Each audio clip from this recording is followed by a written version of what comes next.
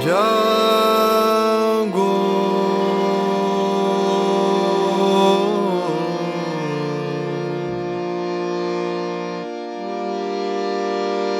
जागो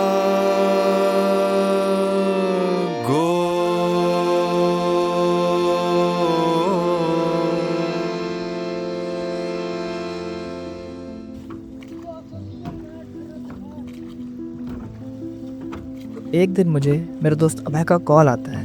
वो मुझसे कहता है, भाई चल यार गंगा जी नहाने चलते हैं। मैंने बोला, भाई अभी तो बनारस घूम के आए हैं, दोबारा कहाँ जाएगा।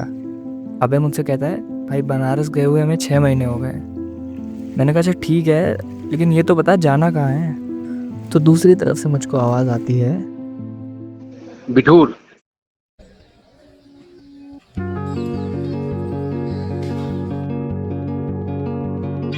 तो अगली ही सुबह हम निकल पड़ते हैं बिठूर के लिए। अगर हम नॉर्थ इंडिया में गंगा किनारे स्थित धार्मिक स्थलों की बात करें तो हमारे दिमाग में कई नाम आते हैं, जैसे ऋषिकेश, हरिद्वार, बनारस, प्रयागराज।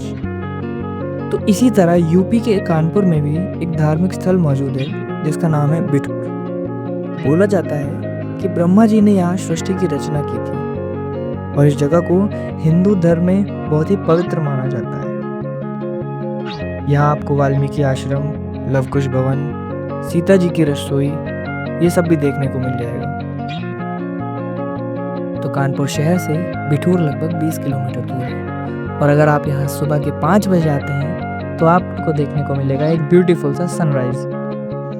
सो guys we are at Bithoor और अभी लगभग सुबह के 6:30 बज रहे हैं और हम लोग अर्ली सनराइज देखने के लिए यहाँ बिठूर आए थे।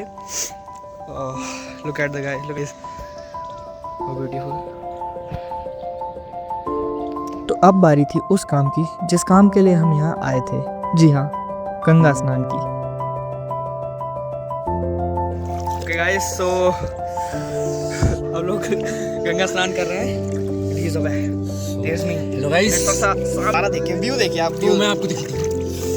ये देखिए, अभी देख सकते हैं बोट्स, उधर मंदिर है और आपको एक चीज दिखाते हैं, शेर गुप्ता जी रहे वहाँ। आजा आजा आजा लौंडे। तो मुझे तो गंगा जी से अलग ही लगाव है। गंगा में नहाने के बाद सारी थकान, सारी टेंशन, सारा स्ट्रेस एकदम दूर हो जाता है। गंगा की लहरों को देखकर ऐसा लगता है कि बस इन्हीं के साथ बहता जाऊं। तो अब गंगा में नहाने के बाद हम आगे बढ़ते हैं आरती के लिए। तो अभी हम लोग जा रहे हैं मंदिर में। नील और क्षितेज वगैरह वो सब लोग उधर है और सीधे सामने ही है, सनी और नील आगे हैं। तो अभी हम लोग मंदिर जा रहे हैं। यस, कौन सा मंदिर है? मंदिर क्या नाम है? महाकालेश्वर मंदिर है। और यहाँ पे गंगा आरती आरती का पूरा यहाँ पे सेटअप लग गया है। यहीं पे होती है, यहीं पे होती है आरती। वैसे आरती शाम को होगी और हम लोग तो अभी सुबह ही चले जाएंगे।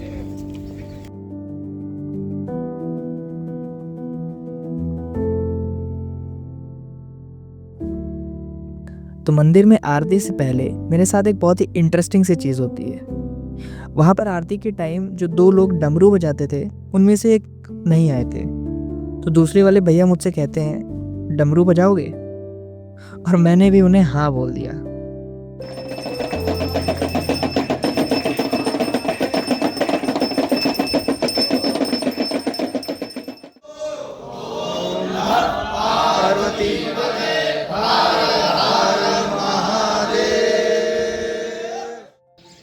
तो गाइज अभी हम लोगों ने जस्ट आरती करी है। अभी पीछे मंदिर है। अच्छी वाइब थी आरती की, वो तो होती ही है, बहुत ही अच्छी, मज़ा आ गया। एनर्जेटिक वाइब थी और हम लोग ने आरती अटेंड कर ली है अभी। अब हम लोग थोड़े बहुत शॉट्स लेंगे इधर उधर के, थोड़े बहुत सिनेमैटिक शॉट्स लेंगे, थोड़ी बहुत फोटोज़ खींचेंगे एक दूसरे की। बाकी आगे का बिठूर भी मतलब अभी इसके बाद हम लोग लवकुश धाम जाएंगे। वहाँ पे तुलसी मंदिर भी है, सब आपको कवर करेंगे। महाकालेश्वर है, ये महाकाल। सो गाइस अभी हम लोग आ चुके हैं वाल्मीकि, दिस इज वाल्मीकि आश्रम। अभी हम लोग अंदर जाएंगे। सी बॉयज़ खा पी लिया है सब, बहुत हम लोगों ने बढ़िया सी दही जलेबी, समोसे, bread pakora pet pakoras, you know, और क्या And मूंग दाल की पकौड़ी. Yes. Chai also. Payment done by him. माना जाता है कि बिठूर ही वो जगह है जहां माता सीता ने अयोध्या छोड़ने के बाद लव और कुश को जन्म दिया था, और जिस रसोई में वह खाना बनाती थी वह रसोई आज भी यहाँ मौजूद है। हमने सीता माता की रसोई घर है जहाँ सीता जी ने खाना बनाया था लव कुश के लिए, वाल्मीकि मुनि के लिए। ऊपर पीछे दीप स्तंभ है जहाँ दीप जलाया जाता है, सबसे पूरे में दीपक जलते थे, 365 दीपक जलाए जाते थे। पंडित जी हमें बताते हैं कि यह वही आश्रम है जहाँ महर्षि वाल्मीकि ने रामायण की रचना करी थी। ये वाल्मीकि ऋषि का स्थान है जहाँ पे वाल्मीकि जी ने रामायण की रचना की थी, वो जगह थी। भगवान शिव जी को साक्षी करके तब रामायण लिखी थी वाल्मीकि जी ने। सामने वाल्मीकि जी के गुरु हैं, सप्तऋषि भगवान हैं। ये वाल्मीकि जी जब चोरी बदमाशी करते हैं तब का रूप है ये। अच्छा। उसके बगल में वन देवी कुटिया है जहाँ सीता जी का नाम वन देवी रखा गया था। ये सीता कुंड जहाँ सीता जी धरती में समाई थी, और बगल में एक घास लगी हुई, उसके सामने वाल्मीकि जी की मूल रामायण लिखी हुई है। और उधर वो सबसे पुराना पेड़ है जिसके नीचे वाल्मीकि जी बैठ के तपस्या किए थे, जो मरा मरा मरा मरा के जाप किए थे, वो उस पेड़ के नीचे किया था। तो वो पेड़ अपने आप को कायाकल्प करता रहता है। जैसे हम अपने कपड़े को उतारते नए पहनते हैं, वैसे ऊपर की पुरानी शाखा अलग हो जाएगी, अंदर से पूरा नया तैयार हो जाएगा।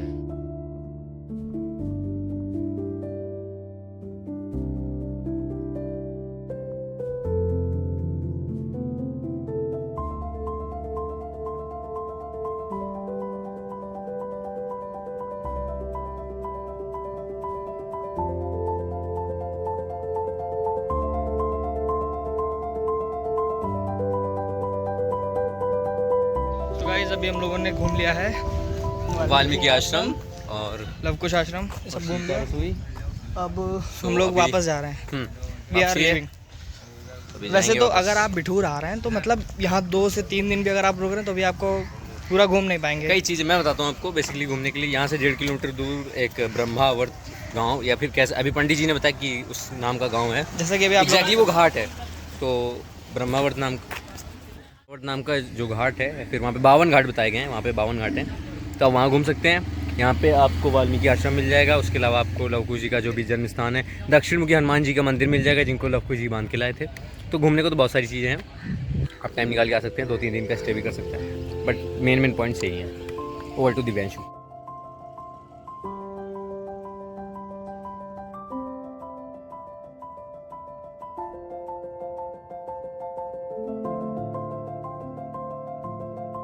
तो वाल्मीकि आश्रम और लवकुश भवन घूमने के बाद हम में से 3 लोग तो वापस चले जाते हैं और बचते हैं 2, मैं और अभय।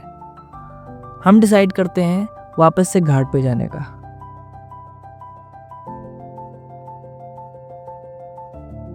घाट पे आकर हम डिसाइड करते हैं एक बोट राइड करने का, लेकिन उस समय लगभग सारी नाव किनारे आ चुकी थी। तभी हमें एक नाव वाले भैया दिखते हैं जो अभी अभी अपनी नाव किनारे पर लाए थे।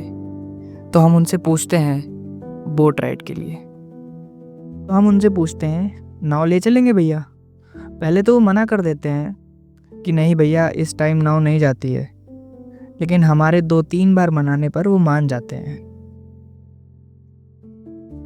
नाव वाले भैया हमें बताते हैं कि कैसे लोग यहाँ आते हैं और गंदगी करते हैं, और सरकार भी उतना कुछ ध्यान नहीं देती।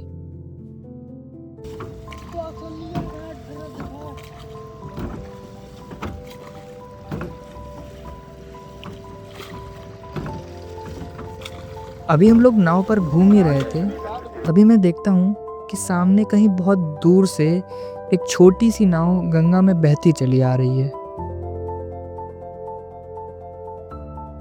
पूरे दिन मैंने बहुत कुछ शूट किया, घाट, लोग, वो हलचल, लेकिन जब उस नाव को इतनी दूर से अपनी तरफ आता देखा तो अचानक से एक अलग सी शांति महसूस हुई। मैं उस वक्त कुछ नहीं, बस हल्की सी ठंडक, पानी की आवाज़ और एक छोटी सी नाव को अपनी ओर आता महसूस कर रहा था, जो कि धीरे धीरे बड़ी होती जा रही थी। अच्छा, दिन ही दिन में रहते हैं बस। आज भर है, कल से काम खत्म। उसी वक्त मैंने अपना फ़ोन उठाया और उस पल को एक तस्वीर में कैद कर लिया।